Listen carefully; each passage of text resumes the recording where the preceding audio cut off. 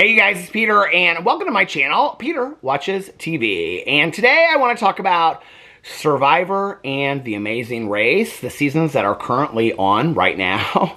So let me tell you about my history with these shows, okay, before I get into what I think about this season of both of these shows. So years and years and years ago, I started watching Survivor like season 1. I watched it season 1, fell in love with it, and I watched many seasons after that. Every season that it would come out, I was so excited about it, and I would watch every season of Survivor. Loved it. Years and years and years ago, way before streaming television, way before you could binge watch a show on Netflix or HBO Max or Amazon Prime or the Hulu, my ex and I, for fun, on the weekend, we would go to Best Buy and we would buy a show, like you could, like buy the box set of a show, and then we would just like spend the whole weekend binge watching it. It's the way that I got hooked on Lost. We were like 4 seasons, I think, behind on Lost, and so like over 2 weeks, we watched the first 4 seasons of Lost and just absolutely fell in love with it. To this day, it's one of my favorite TV shows of life. And we would, but mostly we would get reality shows, and at that time, there weren't a lot of reality shows that you could go buy the whole seasons and binge watch. And at that time, we were watching actively Survivor, so we weren't like buying Survivor. I think you could buy Survivor. But the 2 shows that I remember that we would buy were The Amazing Race and America's Next Top Model with Tyra Banks. And so we would, like on a weekend, we would, like on a Friday, we would start watching, or maybe it was on a Saturday, we would watch, because we had Sundays and Mondays off, so we would watch it started on a Saturday night. We would start watching like America's Next Top Model. If there were like 16 or 18 episodes, we would like binge watch the entire season over the weekend. So we were binge watching shows. I've been binge watching shows long before binge watching was like a thing. It was just something that was fun for us to do. And I can remember we would tell friends about that. We'd be like, yeah, we went and bought the box set of this show. I remember like one show, I don't know why, but I still have it in the basement because I'm going through like all these books and movies and stuff and trying to figure out which ones I want to donate, which ones I want to keep, and I keep on seeing it. I remember years ago we bought the box, it was right before we broke up, and we bought the box set of the show Heroes, and we never watched it. And to this day, I still have it down, it's unopened, and I still have it down in the basement. So I don't know, is that worth something today? I doubt it. But anyway, so we would buy these reality shows. Project Runway we would buy too. We would buy Project Runway, America's Next Top Model, and Amazing Race. And we would like binge watch them over a weekend, and I absolutely loved it. And that was when I fell in love with Amazing Race. Well, then I stopped kind of watching a lot of television in general, reality television. I went through a couple years where I just didn't really watch a lot. I was watching a lot of movies, but I wasn't watching a lot of TV shows. And, in the last, I would say, 5 to 10 years, I've watched more shows. But if you've watched my vlog consistently, one of the things you'll know is that my husband Alex, like on a weekend, like we're very like lazy unless we have like big plans, but like the other days we're very, very lazy, and he works so much through the week that on the weekends he loves just to lay in bed and like binge watch a show. And I think this last weekend he finished the original Gossip Girl for like the 9th time. He binge watches shows over and over and over again. We're currently binge watching Schitt's Creek. He's watched it like 4 or 5 times already. I watched it during the lockdown, and I've watched an episode here and there, but we're watching it all the way through again. And he says he's David and I'm Patrick. And so we watch like 3, 4 episodes, 2, 3, 4 episodes a night. And I said to him last week, I said, can we do this for the rest of our lives? And he was like, what? And I said, watch a couple episodes of Schitt's Creek, because I love that show so much. It's so endearing, it's so sweet, and so funny. And I said, can we do this for the rest of our lives? Just like, and he goes, you mean when we finish the series, just like start it all over again? I said, yeah, just start it all over from the beginning again and just do this for the rest of our lives. Just binge watch the show. So, but I used to say on my vlog, I'd say, my husband will lay in bed like on a Sunday after brunch, and he'll watch like an entire season of a show. Like this weekend, he just binge watched, because he said it was like Sabrina the Teenage Witch. He just binge watched a show on Netflix called Dead Boy Detectives. And I think last night when he went to bed, he said he had 1 more episode to watch. He watched like the whole thing in the last 2 days. But he used to like binge watch like a whole season of a show in one day. He loved doing that. And I would say I was jealous because I didn't have the patience to sit and just like binge watch a show. But now I binge watch shows like crazy. I'm binging The Walking Dead. I just finished season 9 and now I'm on season 10. I started it last night. and finished season 9 last night, and I'm on season 10. And so I'm finishing like 2 seasons a week. Although this season has 22 episodes, I look, so it's going to probably take me an entire week just to finish this season. But anyway, I love to binge watch shows. Well, when I started this channel as just a reality TV channel, I asked people for suggestions on what shows to watch. And a lot of people asked me to watch Survivor and Amazing Race. And I was like, you know, I haven't watched it, and I haven't watched either one of those in years. I was definitely always more of a Survivor fan than an Amazing Race fan, but I hadn't watched them in years. And so last fall, I watched the seasons that came out last fall and watched it and just fell in love with it all over again. Now, as an avid reality TV watcher of, you know, The Housewives, Vanderpump Rules, The Valley, Vanderpump Villa, I mean, I love reality TV, right? The thing about Survivor and Amazing Race is that it's like reality TV that doesn't have tons of drama in it, which I usually love the drama in reality TV, but there's just something that's just like very wholesome about it. And there's not really anybody, well, Survivor, I definitely have like my favorites and who I think is like crazy or unhinged or a villain, but like not even really. I mean, it's just normal people, right? And then on The Amazing Race, it's like there's not anybody that I don't like. Of course, there's people that I want to win, but there's not anybody that I don't like. And I will tell you that before I get into this any further, I probably will, well, I definitely will be spoiling this. So if you're going to watch it, this would probably be the time to cut out and stop watching it right here. So I didn't realize that they are now putting out like 2 Amazing Races a year and 2 Survivors a year. I didn't realize there was the new era of Survivor, or whatever they call it, where they do, instead of 6 weeks, it's like 23 days or 27 days or whatever. I didn't realize that. And so I'm absolutely, absolutely loving it. But I have some pretty strong feelings about this, and people have asked me some questions, so I thought I would just share, because I like, these are the 2 shows. I don't really know, like, to get on and do recaps every week. It, like, doesn't really make sense, but I wanted to get on here and do a video just sharing with you guys what I think about, because, like, my neighbor across the street, she and I both watch Survivor.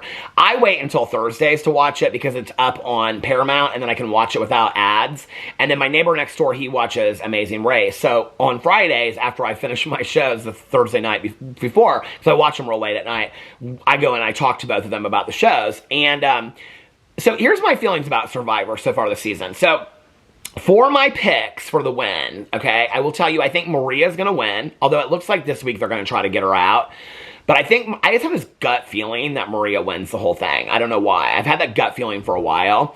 I think if Q makes it to the end, everybody will be like, he was such a nasty player that I don't think anybody will give them his vote. I don't think he's played a good enough social game that if he makes it to the end, I think he could make it to the end, but I don't think that he'll get the votes. So that's the thing. I really, really like Kenzie, and I really, really like Charlie. They're my 2 favorites this season, and I have to say, this is interesting.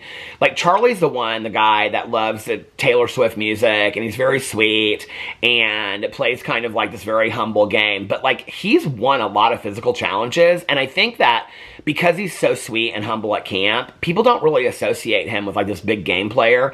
Like, Maria's, like, confiding in him, but she's definitely, like, the leader of the 2, and he lets her have that, and he always says that, right? Like, he's always like, I'll just do whatever you want me to do, and it's very smart from a social game until you get down, because if you think about this, if you watch past seasons of Survivor, you don't really remember any of the players except for, like, maybe the top 6, unless they've done something extraordinary, right? Or they've, like, caused a lot of problems on the show.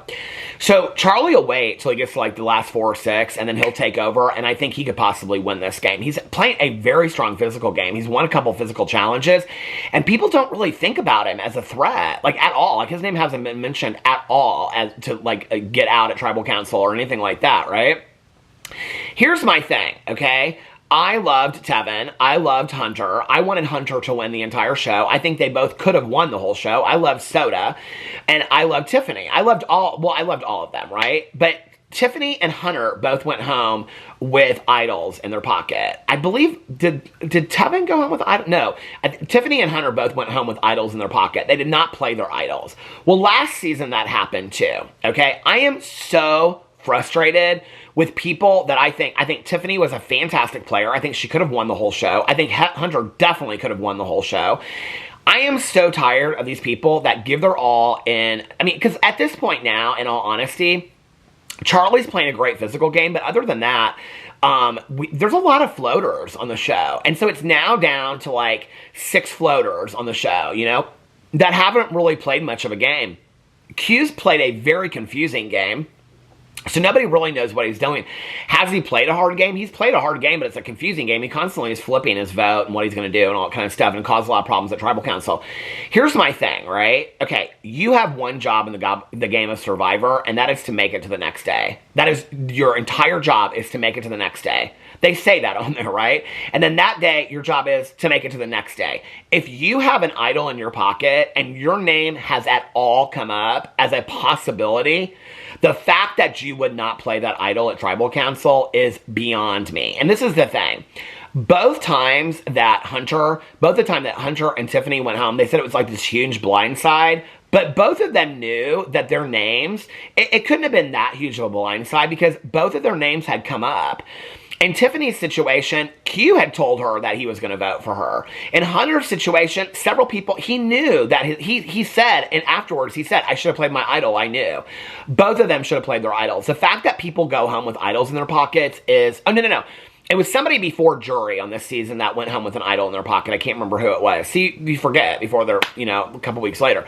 But the fact that people go home with their idols in their pockets, I think is really indicative of not being that great of Survivor players, if you want to know the truth. Like, I really thought they were great players, but if you're going home with an idol in your pocket, you're really not that great of a player. Like Tiffany said in her, like, goodbye speech, she said, if you're going to go out, you at least go out on a blind side. I'm like, no, that really shows that, like, everybody wanted to get you out and you really weren't that good of a player and you didn't know that the blind side was happening, right? Like, I don't know. The thing to me is just, like, it's so crazy to me that people's names keep on coming up over and over and over again.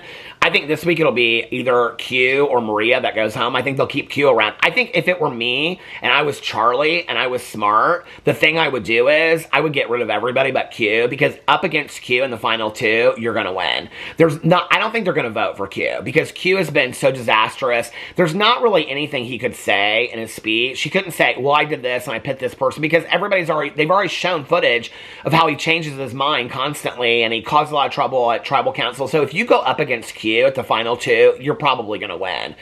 So if it were me, I would keep Q around till the very, very end, you know, and let him win the physical challenges and stay humble. If it could come down to being, I think the top 3 might be, it'll either be Charlie, Kinsey, and Q, or it'll be Charlie, Maria, and Q. And Charlie and Maria would be smart to keep Q around. And they have the numbers now for the votes. But I like everybody on it. The Amazing Race, I am so loving this season. I feel like everybody is trying so hard. I will say this, from like years ago when I watched it, like I can remember watching it years and years. My cousin Caroline wants us to do it so bad, to go on The Amazing Race. I remember years and years, and you would get the top B footage of us arguing about directions constantly, and she would have to drive the whole time. We were talking about that last week, but I remember years and years and years ago watching it, and they like had to like bungee jump. Like, I mean, I feel like The Amazing Race is not as difficult today as it was like 15, 20 years ago. Am I wrong? Am I completely wrong about that? I feel like the tasks they have to do, the detours, aren't as difficult as what they were back in the day. Like this season, like the hardest one was they had to climb up the side of a building. And I mean, it obviously was harder than it probably looked on TV, but it even looked hard. But it was like climbing one of those walls inside of a building. They haven't really had like super, super difficult things that they've had to do. Some of them have been kind of scary, but not super difficult. So I loved Angie and Danny at the end. Angie and Danny were the mother and son. For some reason, they kind of nothing about them reminded, of me and my mom whatsoever, but like the relationship kind of reminded me of me and my mom. I did not like them at first. I will say this, I'm never a lover of super fans of shows unless it's Big Brother. And usually the super fans of like Big Brother, they're like out right away. I don't usually love the super fan when they come on there and they're like, I like when people know about the show. Like if you're going to come on a show, you should know about the show that you're on, right? But I don't love when people come on, they're like, I know everything about the show and I'm going to do this and whatever. So when Danny was like, oh no, this is what you do, and he was using the language of the show and all this kind of stuff, right? I didn't love that at first, but they tried so hard, and I loved, and like people were like, what do you think about them, like, helping other people? It's the game of Amazing Race. You do whatever you have to do to get to the very end. I loved that they were willing to help other people. Danny was more concerned with helping other people and being part of the game and playing the game than he was about winning it. And I actually love that about him. I've loved so many of the people that have been on there. There's not really anybody on this season that I don't like, you know? I think that at the very end, it'll come down to Ricky and Cesar, which I love them, and they are busting their asses. The thing about Ricky and Cesar is, until this challenge this week, they were so cool, calm, and collected, and then this week, they were kind of a little bit, like, stressed out about, like, putting this, like, cage together on the beach, because other people came. But up till then, they've just been kind of like, yeah, we're, like, driving around, oh, we're first again. It's, like, kind of like that. I live it. I love so much, and I love to see the building of relationships on the show. But yeah, it's been really, really fun to watch, and I love The Amazing Race. I think it's so good, and I love to see the different areas they go. I will say one thing that kind of surprised me was that in the last week's episode, they were in Barbados, and they went to the home of Rihanna, the birthplace of Rihanna, and her home that she grew up in and whatever, and all of them, like, none of them were like, oh my god, Rihanna lived here. Like, I would have been like, oh my god, Rihanna lived here. They all just were like, let's get the clue and let's go on. Let's get the clue and go on. I mean, I would be like that too, but I think it'll come down to Ricky and Cesar and Shane and Juan. I think those will be the final two, and I have this gut feeling that Shane and Juan are going to win over Ricky and Cesar. I don't know why I have that feeling, but I have that feeling. Shane and Juan remind me of the boyfriends, of the husbands, of two of my husband's girlfriends, and they're like best friends, and it reminds me of them a lot, and so I just kind of see them winning. I have a feeling that they might win, but there's not anybody on the show that I really don't like. And like my neighbor's always like, well, who do you want to win? I'm like, well, I mean, there's always like somebody that I wanted Danny and Angie to win, but I knew they weren't going to win, you know? And I love how happy everybody is at the end. They're not like pissed, like we got so screwed. They're like, it was a great experience and we got to do it and we got to travel together, and they're always just so humble and so nice about it. I don't know, it's nice to watch reality TV, but I will say The Amazing Race makes me stressed out. Like when I'm watching it, I'm like, the whole time, I'm like edge of my seat. But it's nice to watch reality TV that isn't like completely just like, you know, over the top crazy the whole time with like screaming and yelling and all that kind of stuff. So anyway, if you're watching it, let me know what you think in the comment section below. If you have favorites, put them in the comment section below. I'd be interested to know. I love you guys, and I'll see you tomorrow. Bye.